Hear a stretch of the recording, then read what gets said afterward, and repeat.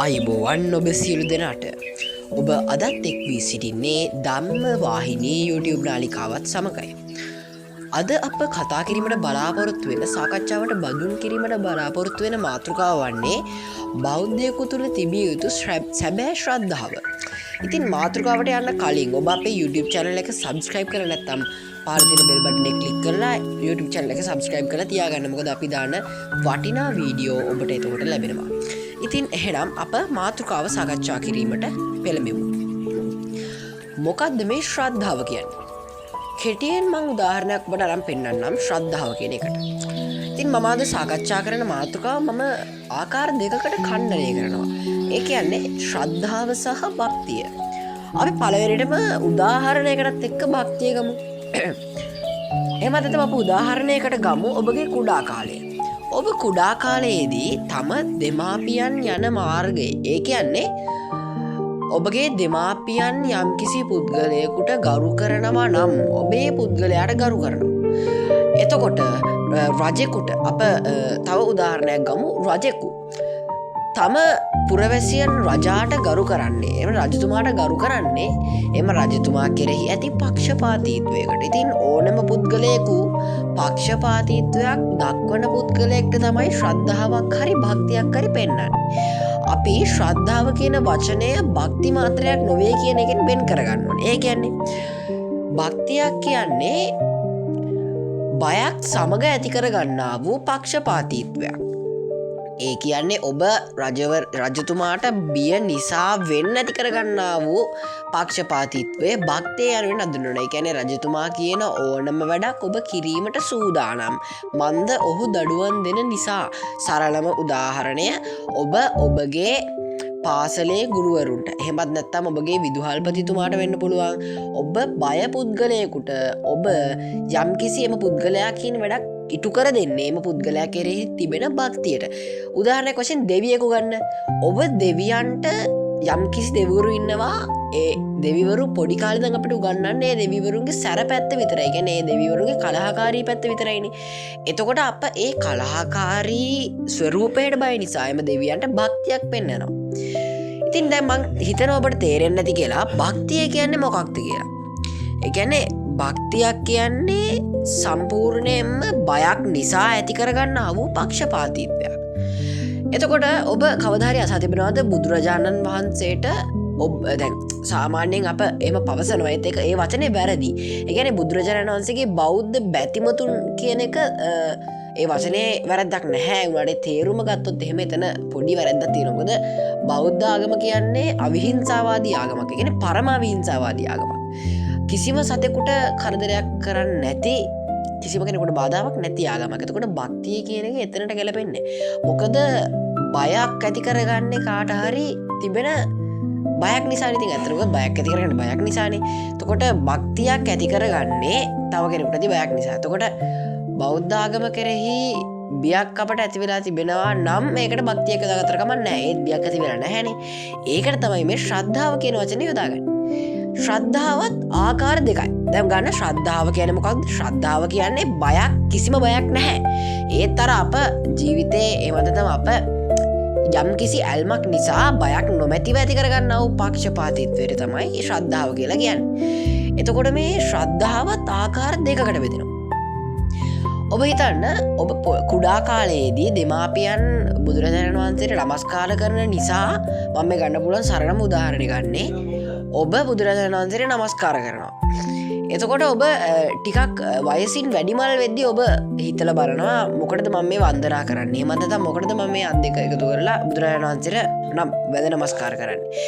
එතකොට ඒ වැඳ නමස්කාර කරන හේතුව ඔබ හොයන්න ගත්තාම ඔබ ශ්‍රද්ධාවේ ආකාර දෙකට පිරිසුනවා. ඒ කියන්නේ ශ්‍රද්ධාවට ආකාර දෙකක් තිබෙනවා. අමෝලික ශ්‍රද්ධාව සහ ආකාරවතී ශ්‍රද්ධාව. ඔබ ඔය කුඩා කාලයේ ගෙවන්නේ අමෝලික ශ්‍රද්ධාවක්. ඒ කියන්නේ කරුණු නොදැන ඇතිකරගන්නව පක්ෂපාතීත්වයක් බයක් නැතුව තොර ඔබ දෙමාපියන් වදින නිසාවෙන් බුදුරජාණන් වහන්සේ නමස්කාර කරනවා ඒවා කරුණු දන්න ඇගෙන බුදුගුණ දන්න හැබැයි ටිකක් වයසින් වැඩෙද්දි බුදුගුණ තේරුම් ගැනීමට හැකි වයසකට එද්දි ඔබ බුදුගුණ ගැන දන්නවා ඒකන්නේ බුදුරජාණන් වහන්සේගේ අරහන් ගුණේ තාදී ගුණේ එහි පස් ඔය ඔක්කොම බුදුරජාණන් වහන්සේගේ ගුණ ටික ඔබ දන්නවා යථාවාදී තථාගාරී ගුණේ කරන දේ කියන දේ කරන ගුණේ ඔය වගේ ගුණ දැනගත්තාම ඔබටම හිතෙනවා මේ බුදුරජාණන් වහන්සේ මුන් වහන්සේ මට වඩා දැනුම තියෙන උත්තමයන් වහන්සේ කෙනෙක්. එහෙමත් නැත්නම් ධර්මෙහි නිර්මාතෘ. එහෙමත් නැත්නම් ධර්මය මේ ලෝකෙටම සත්‍ය ධර්මයේ පතුරවන්නේ මුන්වහන්සේ කියලා දැනගත්ත කාලෙකදී ඔබ ආකාරවතී ශ්‍රද්ධාවක් ඇති කරගන්නවා. ඒ කියන්නේ කරුණු දැනගෙන. ඒ කියන්නේ ඔබ වදින්නේ ඇයි කියන හේතුව ඔබ දන්නවා. කලින් අමූලික ශ්‍රද්ධාවේදී වදින හේතුව නම් දන්නේ නැහැ. හැබැයි ඔක්කොම වදිනින්ද ඔබත් වදිනවා. ඒත් ආකාරවතී ශ්‍රද්ධාවේදී වදින හේතුව ඔබ හොඳටම දන්නවා. ඔබට වැටහිලා තියෙන්නේ. මම හිතනවා ඔබට තේරෙන්නේ නැති කියලා අමූලික ශ්‍රද්ධාව සහ ආකාරවතී ශ්‍රද්ධාව කියන්නේ මොකක්ද කියලා. එතකොට දැන් මම මාගේ දෙවන කන්නේට පිවිසුණා. ඒ කියන්නේ බෞද්ධයෙකු විදිහට අප ඇති කරගත යුත්තේ භක්තියක්ද නැත්නම් ශ්‍රද්ධාවක්ද? ඇත්තරම මම මෙච්චර වෙලා කියපු ඒවා හොඳ සාවධානීව ආගෙන සිටියා නම් ඔබට තේරෙන්න ඕනේ අපි ඇති කරගන්න ඕනේ ශ්‍රද්ධාවක් කියලා.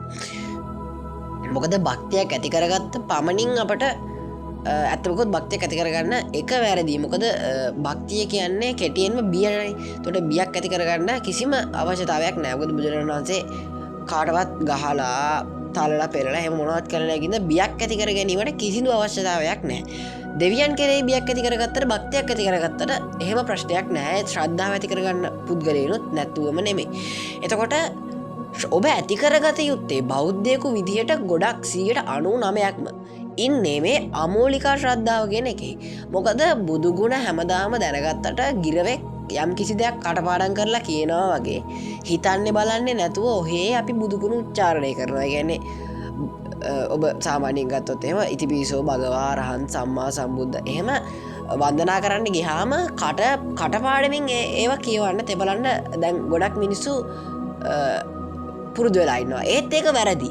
මොකද ඔබ කියන ගුණයක් ගානේ ඔබ එහි තේරුම දැනගෙන හිටියොත් මේ වන්දනා කිරීමෙහි ඔබට වැඩි ප්‍රතිඵලයක් ලබා ගැනීමට හැකියාවක් තිබෙනවා. ඒ කියන්නේ වන්දනා කරා කියලා අපිට පින් නැති වෙන්නේ නැහැ.